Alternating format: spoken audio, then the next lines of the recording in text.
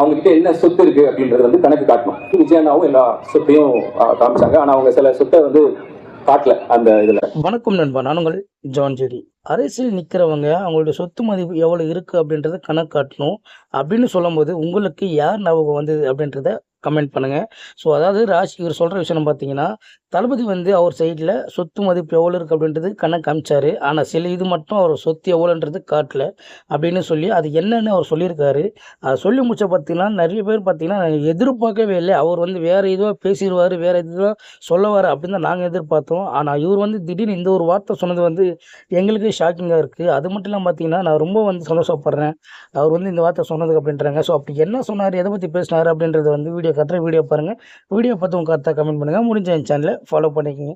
ஆனால் இப்படி ஒரு ஸ்பீச் இருக்கும் அப்படின்றது வந்து எதிர்பார்க்கவே இல்லை. நிறைய பேருடைய கமெண்ட்டும் அதான் இருக்குது. இதை பார்த்து உங்கள் கமெண்ட்டும் கமெண்ட் பண்ணுறேங்க. என்னன்னா நாம தான் அந்த சொத்து, அந்த கணக்கு அவரு காட்ட மாட்டாரு, நாம தான் அவருக்கு காட்டணும். அசையும் சொத்து அசையா சொத்து என்ன வேணா இருக்கட்டும், அசைக்க முடியாத சொத்துன்னு நாம எல்லாரும் இருக்கோம் அப்படின்றத 23ஆம் தேதி விஜயனுக்கும் தமிழ்நாட்டுக்கும் நம்ம காட்டணும். இதுவரைக்கும் விசில் அடிக்கிறதுக்கு 2 விரல் யூஸ் பண்ணி அடிச்சிருப்பீங்க. இனிமேல் விசில் அடிக்கிறதுக்கு ஒரே ஒரு விரல் போதும். இதுக்கு முன்னாடி அடிச்ச விசில் தியேட்டர் ஃபுல்லா அதிர வச்சது. இனிமேல் நீங்க அடிக்க போற விசில் தமிழ்நாடு ஃபுல்லா அதிரணும்.